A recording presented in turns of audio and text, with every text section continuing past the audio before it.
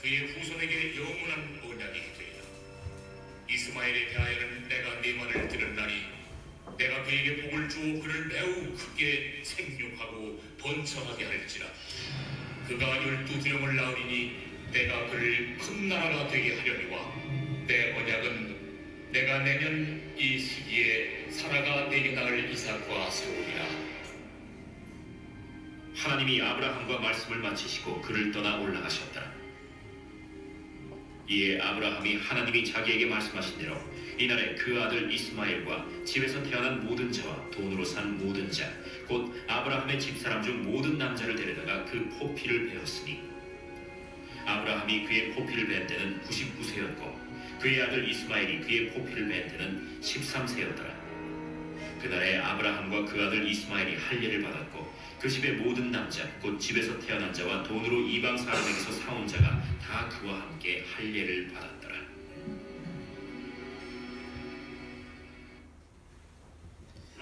아멘. 오늘 아브라함의 순종이라는 제목으로 목사님께서 말씀 전해주시겠습니다.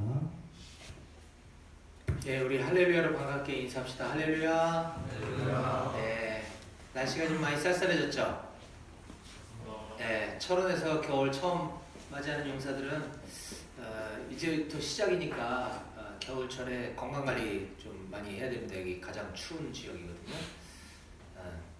목사님이 이제 예배 시간을 이렇게 바꾸고 나서 아침에 우리 저기 5군단 군기교육대와 3, 4단 방공중대가 같이 이렇게 주둔지 안에 있는 그곳에 있는 임마누엘 교회라고 거기서 9시에 아까 예배를 9시 반에 예배를 인도하고 그리고 지금 일로 넘어오는 건데 아침이라 더 춥잖아요 지금보다. 그쵸? 네, 근데 히터가 고장이 났네 이런.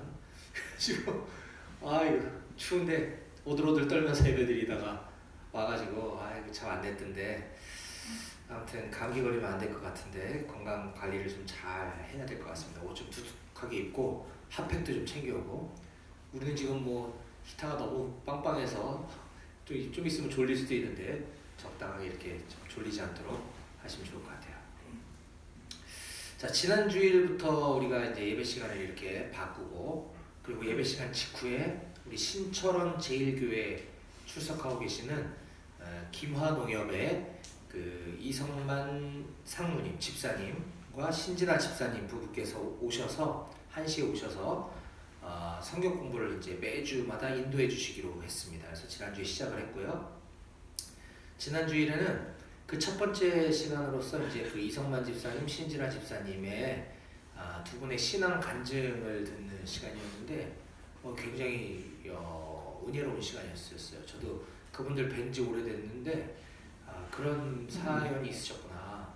그렇게 힘든 상황 가운데서 예수님을 만날 수 있었구나라는 것을 저도 처음 알았는데 굉장히 좋은 시간이었던 것 같습니다.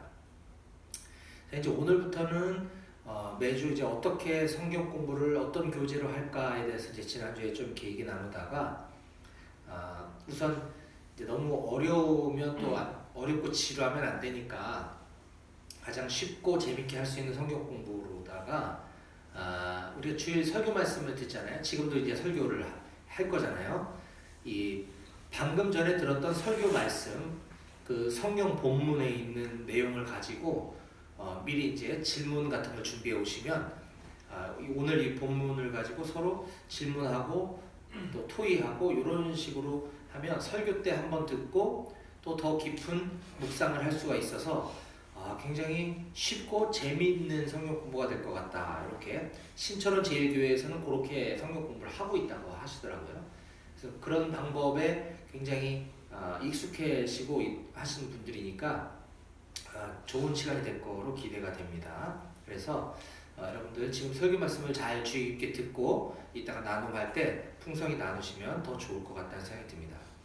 그리고 이제 가급적이면 모두 다 함께 참여하면 좋겠어요. 우리가 설교 말씀 한 번 듣는 거 가지고 예배 한 번 드리는 거 가지고는 사실 이 믿음이 자라기가 쉽지 않거든요. 그래서 성경을 개인적으로도 꾸준히 읽을 뿐만 아니라 함께 같이 이렇게 좀 토의하고 대화하고 이러는 시간들이 여러분들이 믿음이 자라는데 굉장히 큰 유익이 되는 시간이기 때문에 가급적 급한 볼 일이 있거나 바쁘지 않으면 많이 함께 참여하면 좋겠다 하는 저의 바람이 있습니다. 아울러서 이제 그게 조금 정착이 될 때까지는 이제 매주마다 이제 근무자, 출타자 뭐 이렇게 해서 좀 인원이 변동이 있을 거잖아요. 그래서 조금 안정이 될 때까지는 기존에 저랑 같이 함께 성경 공부하던 우리 성숙자반 우리 용사들도 그곳에서 같이 함께 좀 참여하도록 그렇게 할 테니까 양해를 좀 부탁드리겠습니다. 근데 오늘은 빈자리도 많고 눈에 잘 안 보이는 형제들도 많은 것 같은데 오늘 많이 나갔나 봐요. 조금 상황을 좀 지켜봐야 될 것 같아요. 인원이 좀 많이 줄었어요. 지금 예배 인원이. 네. 하여튼 주위에서 서로 이렇게 좀 공면을 좀 많이 해주시면 좋겠습니다. 자, 그러면 오늘 이제 본격적인 본문 말씀 나누기 전에 지난 시간의 말씀을 잠깐 복습하고 이어서 나누도록 하겠습니다. 지난주에는 우리가 창세기 17장 15절부터 18절까지 말씀을 살펴보았습니다. 믿음의 성장을 갈망하라 라는 제목으로 우리들에게 주시는 세 가지 교훈을 함께 살펴보았는데요. 첫 번째로 우리가 기억해야 될 것은 하나님의 말씀에 대한 불신이 처음에는 우리 마음속에서부터 시작된다라는 것을 나눴습니다. 자, 17장 17절에 보니까 아브라함이 엎드려 웃으며 마음속으로 이르되 뭐라고 그랬냐면 100세 된 사람이 어찌 자식을 낳을까? 사라는 90세니 어찌 출산하리요? 하고 아브라함이 이에 하나님께 아뢰되 이스마엘이나 하나님 앞에 살기를 원하나이다. 이거는 뭐 아멘이라는 말 하고 싶지 않을 정도로 조금 아브라함의 좋지 않은 지금 상황을 보여주고 있습니다. 여기 보니까 아브라함이 그러니까 하나님께서 먼저 자 이제 네 아내 사라를 통해서 내가 자녀를 주겠다라고 약속하셨을 때 아브라함이 속으로 혼잣말처럼 이렇게 중얼중얼거리고 있는 거예요. 뭐라 그러냐니까 내가 지금 100살인데 그게 말이 됩니까? 내 아내 사라는 90세 할머니인데 어떻게 출산을 한단 말인가? 이제 속으로 이렇게 마음속으로 중얼거리더니 하나님께는 대놓고 이렇게 얘기합니다. 에휴 하나님 이미 내 아내의 여종 하가를 통해서 낳았던 아들 이스마엘 있잖아요. 이스마엘이나 그냥 하나님 잘 믿으며 자라게 해주세요. 이렇게 얘기를 했다는 거예요. 이게 굉장히 뭐 하나님을 좀 뭐 가볍게 여긴 것도 그렇지만 믿음이 없는 불신앙적 태도라고 하는 것이죠. 하나님의 말씀을 난 믿지 못하겠는데요? 라는 거죠. 아니 그게 말이 됩니까? 하나님 말씀은 틀렸어요. 라고 얘기를 하는 거죠. 이게 아주 심각한 불신앙의 모습이다라는 것입니다. 이것이 바로 아브라함이 마음속에서부터 이 생각이 비롯됐다는 것을 우리가 주목해 볼 때 우리 마음을 잘 지켜야 한다는 것입니다.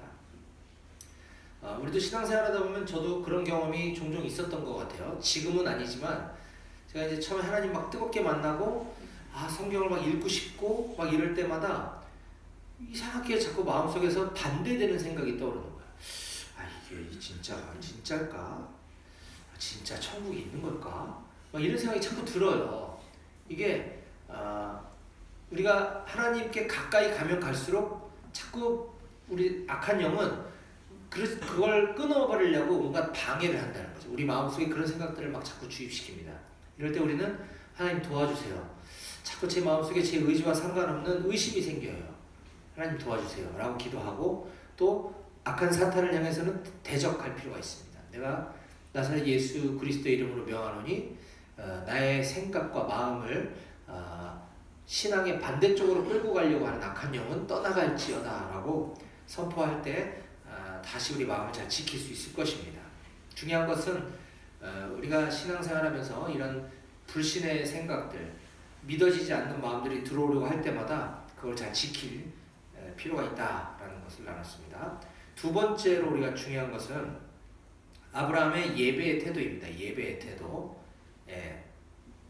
17절에서 보니까 성경은 아브라함이 엎드려 웃었다라고 기록하고 있습니다.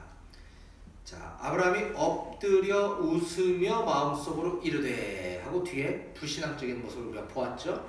엎드려 웃었다라는 표현이 뭘까?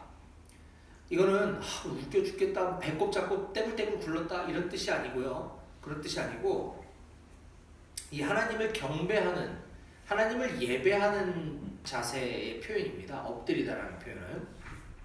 그래서 하나님을 예배할 때, 하나님 앞에 나의 죄를 회개하고 자복할 때 엎드리다라는 표현을 자주 쓰게 되는데, 아브라함은 지금 하나님을 예배는 하고 있지만, 하나님을 예배하는 자세는 취하고 있지만 진정한 예배를 드리고 있지 않은 모습을 볼 수가 있습니다. 즉 예배의 형식은 유지하고 있으나 말씀에 대한 믿음은 전혀 없는, 겉으로만 드려지는 예배, 전혀 하나님께서는 기뻐하지 않으실 게 당연하죠. 네. 제가 지난주에 이 설교 말씀을 저쪽 군기교육대에서 이제 말씀을 나누다가 우리 군기교육대 입소한 우리 청년들, 여기도 우리 군기교육대 다녀온 용사들이 있는지 내가 잘 모르겠지만, 뭐 쳐다보지 말고요. 있는지 모르겠지만 뭐가 그렇게 흥분되어 있는지 굉장히 업돼 있어요. 우리 군교육생들은.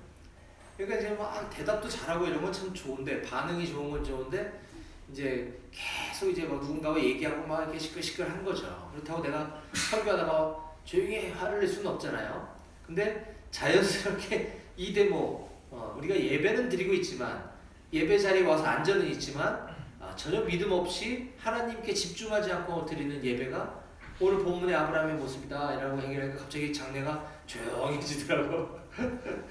우리들에게도 이런 일들은 종종 있다.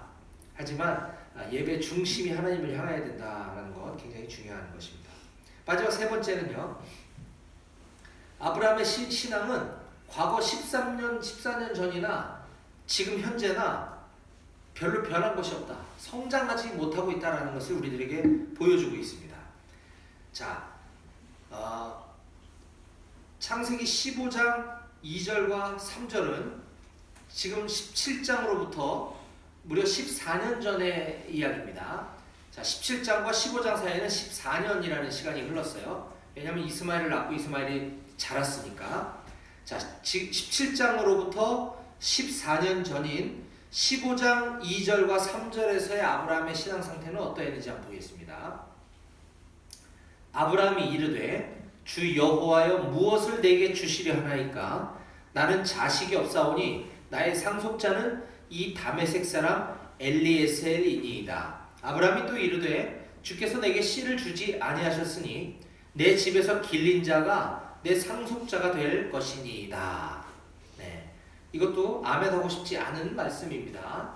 아브라함의 굉장히 믿음 없는 말을 지금 읽었는데요.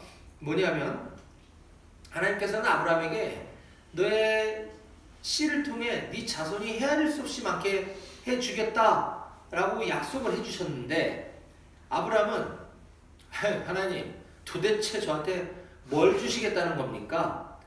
저는 자식이 없잖아요. 내 종들 중에 내가 보니까 이 엘리에셀이 제일 똘망똘망하고 얘가 좀 착하고 괜찮은 것 같은데, 이 엘리에셀 제가 아들 삼을 테니까 그냥 이 엘리에셀을 통해서 그에게 씨를 주세요.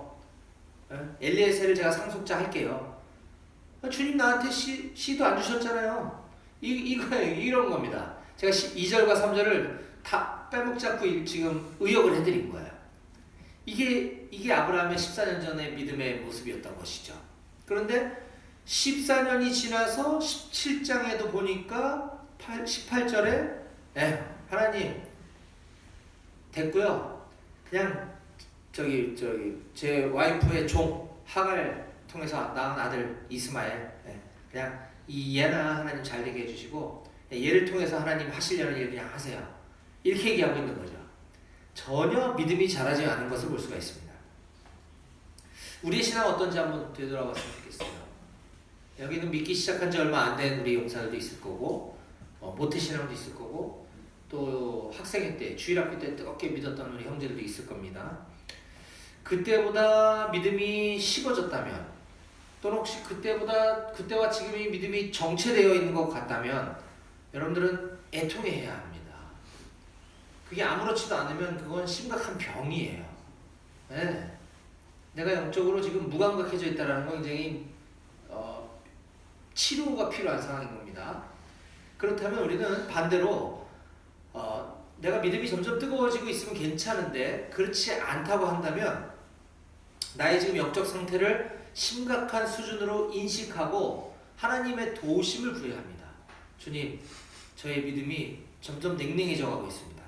주님, 저의 신앙이 지금 계속 제자리 걸음만 하고 있는 것 같은데 제가 하나님을 더 깊이 알기 원합니다. 하나님 더 깊이 사랑하게 도와주세요. 라고 애통해하며 하나님께 그 문제를 구하시기 바랍니다. 그러면 하나님께서는 오늘 성경에서도 아브라함을 책망하시지 않으시거든요. 야, 너는 지금 믿은 지 몇 년이나 됐는데 너 아직도 그 모양이냐? 하나님 그러지 않으세요. 구하는 자에게 가장 좋은 것을 주시는 분이 우리 하나님이십니다. 그래서 하나님을 더 많이 알아가고 더 깊이 사랑하고 나의 신앙이 점점 더 자라기를 사모하고 갈망하는 여러분들 다 되시길 바랍니다. 아멘. 네. 이렇게 세 가지 말씀에 대해서 지난주에 나눴던 것이고요. 이제 오늘은 이어지는 19절부터 27절까지 말씀을 통해서 아브라함의 순종이라는 제목으로 말씀을 함께 나누기 원합니다. 우리 오늘 설교 본문의 제목을 같이 읽어볼까요? 시작. 아브라함의 순종. 그렇습니다.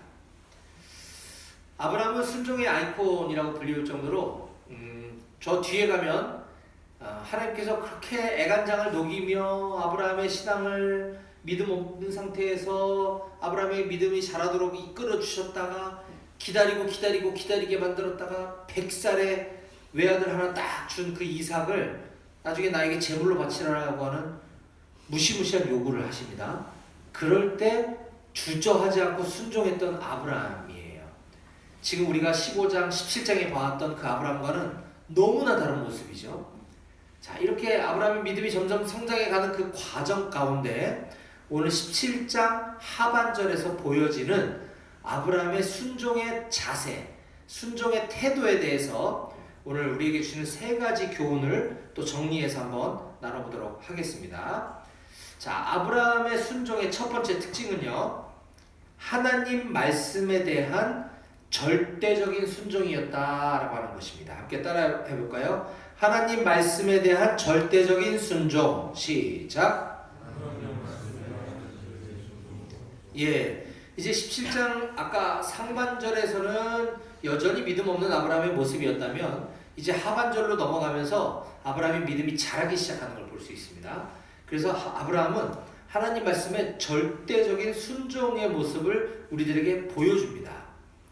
자, 여러분, 우리가 학교를 다니다 보면 학교 선생님이 계시겠죠. 교수님이 계실 수도 있고요. 우리는 선생님, 교수님 말씀에 학생이라면 순종해야 됩니다. 맞죠? 네, 맞습니다. 또 우리는 부모님이 계십니다. 부모님 말씀에 마땅히 순종해야 되겠죠. 그렇죠? 네. 또 우리가 인생을 살아가면서 여러 분야에 나의 멘토를 만나게 될 수 있습니다. 그러면 그 나의 인생 멘토에게도 멘토의 가르침에 대해서 우리는 순종을 하면 매우 유익합니다. 순종은 그만큼 중요한 것이죠. 그런데 이와 같은 분들이 우리와 같은 신앙인이라면 정말 다행입니다. 정말 너무 좋을 것 같아요. 내가 존경하는 교수님이, 내가 존경하는 우리 부모님이, 내가 존경하는 어떤 분야의 멘토, 스승이 신앙인이라면 우리는 더할 나위 없이 좋을 것 같습니다. 그런데 삶이 그렇게 때로 호락호락하지만은 않아요. 내가 정말 인간적으로 너무 존경하고 너무 배우고 싶고 정말 따르고 싶은데 믿지 않는 분이 계셔요. 그런데 다른 건 문제가 되지 않습니다만 가끔 가다가 아주 심각한 내가 기독교인이기 때문에, 내가 신앙인이기 때문에 심각한 갈등을 경험하게 될 일들이 여러분들 앞으로 인생 가운데 분명히 있을 것입니다. 예를 들면 예수님을 믿지 않는 부모님이나 또는 어떤 인생의 멘토께서 주일 이 시간에 무언가를 요구하실 때 우리는 당장 주일 성수 문제, 예배를 드리는 문제와 충돌하게 됩니다. 그렇죠? 그럼 우리는 어떻게 할 것인가? 순종하고 예배 빠질 것인가? 또 때로는 직장을 다니다 보면 어떤 새로운 프로젝트를 시작할 때 고사를 지내는 직장들이 아직도 있어요. 돼지머리 갖다 놓고 거기에 직원들이 나와서 절하는 거예요. 야 저기 우리 임원들 먼저 앞으로 나오세요. 그래서 절하고 다음 차과장들 나와. 그래서 절하. 아씨 나 대리인데 일단 다음에 대리 부르겠네. 어떡하지? 이런 상황이 온단 말입니다. 올 수 있어요.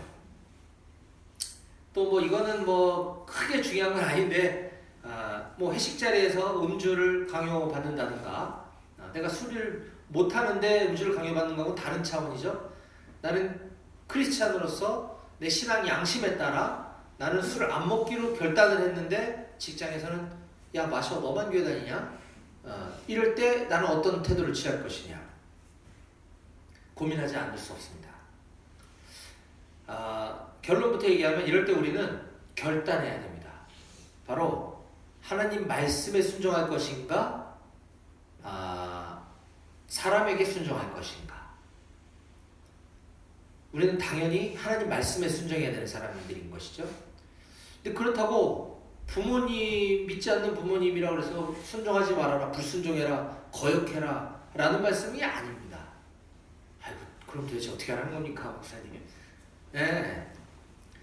최대한 공손하고 아주 예의 바른 태도와 말로 가장 최선의 타이밍을 잡아서 막 지금 분위기 안 좋을 때 지금 막 분위기 험악한데 거기다 한 게 아니라 좀 분위기가 화기애애할 틈을 타서 그 타이밍에 가장 예의 바른 모습으로 나의 신앙 양심을 잘 설명드리고 때로는 설득도 해가면서 그분의 마음을 얻어내는 것 이것이 요령이고 노하우입니다.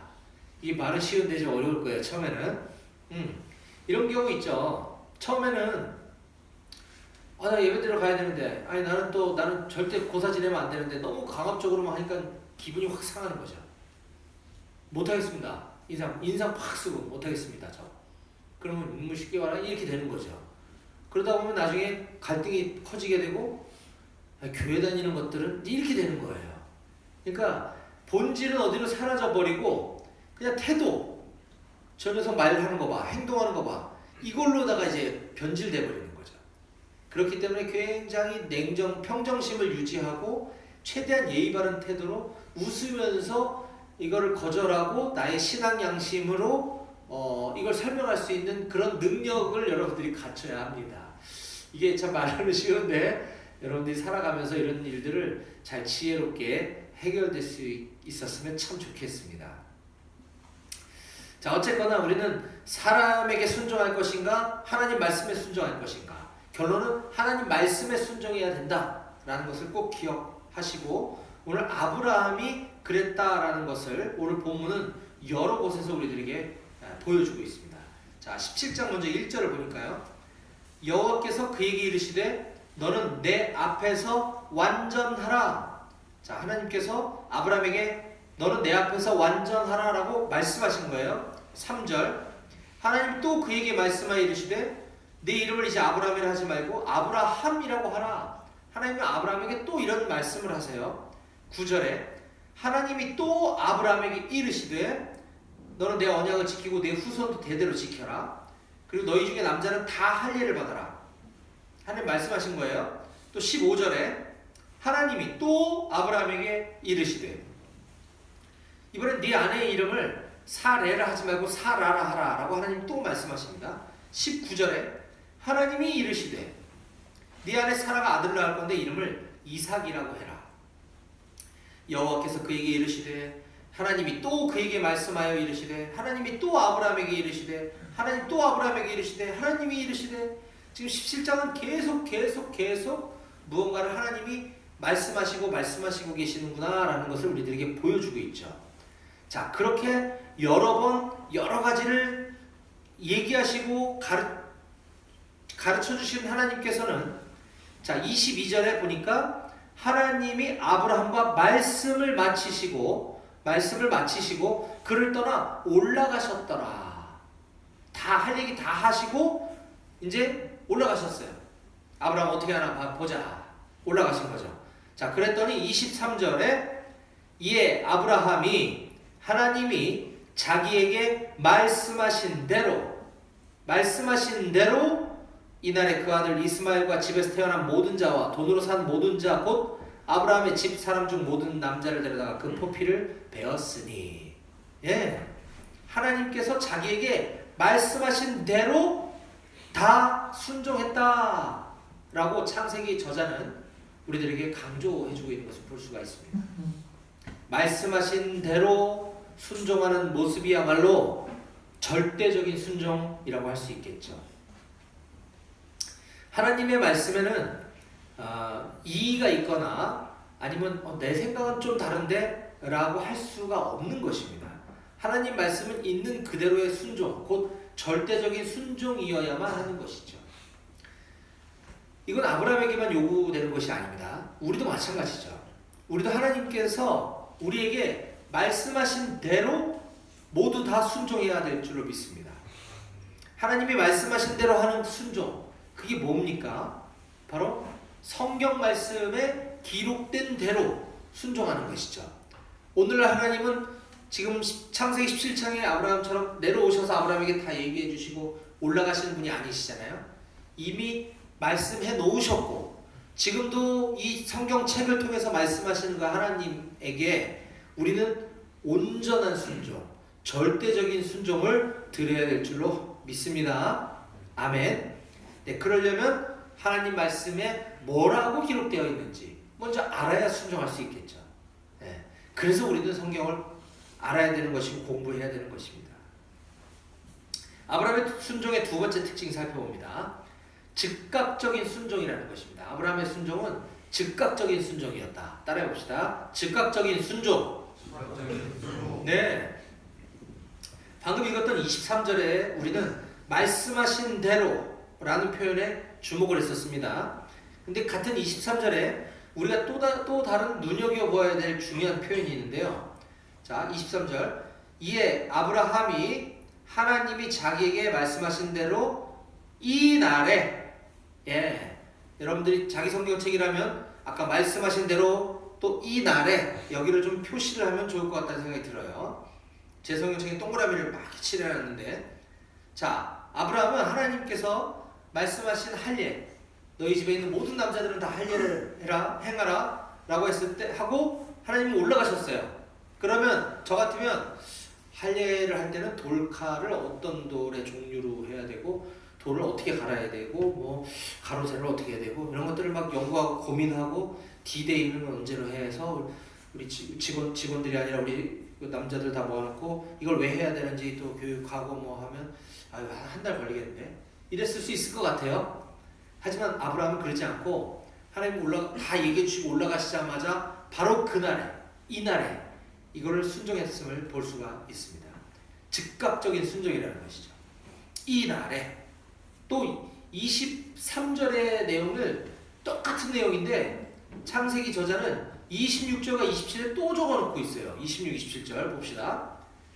그날에 아브라함과 그 아들 이스마엘이 할례를 받았고 그 집의 모든 남자 곧 집에서 태어난 자와 돈으로 이방 사람에게서 사온 자가 다 그와 함께 할례를 받았더라. 23절하고 똑같아요. 똑같은 말을 또 적어놨죠. 그러니까 얼마나 지금 이 아브라함의 모습, 행동을 강조해주고 싶은가를 우리는 알 수 있는 장면이죠. 이날에, 곧 그날에 아브라함은 즉각적으로 순종했다라는 것을 알 수 있습니다. 여러분들도 성경을 읽다가 또는 성경을 공부하다가 새롭게 깨달은 진리가 발견되면 그것은 곧 하나님께서 지금 여러분에게 하시는 말씀인 줄을 믿으시기 바랍니다. 네. 지금 설교 말씀을 듣다가 뭔가 깨달음이 오거나 뭔가 마음에 감동이 오면 그건 지금 하나님이 당신에게 하는 말씀인 줄로 믿으시기 바랍니다. 그러면 우리가 취해야 될 것은 즉각적인 순종인 것이죠. 즉각적인 순종. 오늘 말씀을 듣다가 내가 그동안 성경을 안 읽은 지가 좀 오래됐는데 성경을 좀 읽어야 되겠다는 마음이 막 감동이 생기는 거예요. 그러면 내일부터 잊지 말고 올라가서 오늘 바로 읽으라는 거죠. 이를테면 즉각적인 순종입니다. 자, 마지막 세 번째, 아브라함의 순종의 특징은 온전한 순종이었다는 것입니다. 따라해 봅시다. 온전한 순종. 네. 아브라함 나이는 지금 99세입니다. 할아버지예요. 완전 할아버지. 이쯤 되면 인생의 연륜도 쌓이고 나름대로 스스로 뭔가 사리 분별과 판단할 수 있는 나이인 거죠. 뭐 그런 거 떠나서 99세가 된 노인에게 할례가 무슨 소용이 있겠습니까? 할례가 포경수술이잖아요. 그죠? 99세 된 할아버지가 사실 안 했으면 어땠을까? 하나님이 넌 왜 안 했니? 이러셨을까? 전 잘 모르겠어요. 근데 23절에 보니까 이 아브라함이 하나님이 자기에게 말씀하신 대로 이 날에 그 아들 이스마엘과 집에서 태어난 모든 자와 돈으로 산 모든 자, 곧 아브라함의 집사람 중 모든 남자를 데려다가 그 포피를 베었다라고 기록하고 있습니다.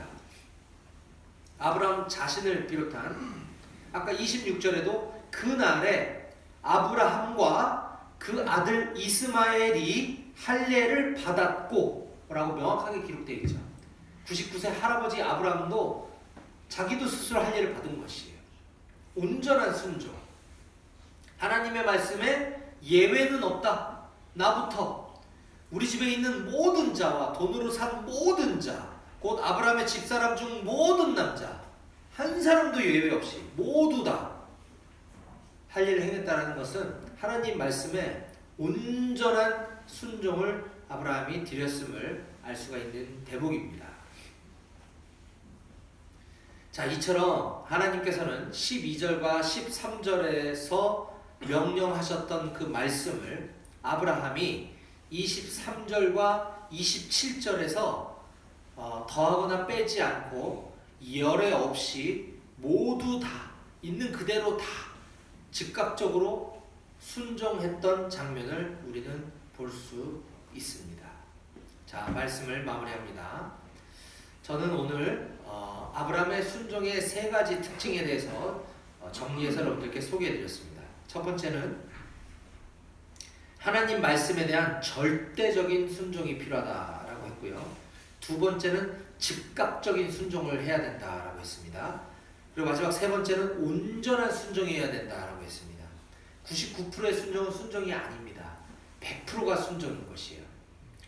저는 우리 모든 사랑하는 백오교회 우리 청년 용사들이 이처럼 아브라함의 순종의 본을 받아 우리도 마찬가지로 하나님 말씀에 대한 절대적인 순종과 즉각적인 순종 그리고 온전한 순종의 삶을 살아갈 수 있기를 주님의 이름으로 간절히 축원합니다. 아멘. 기도하시겠습니다.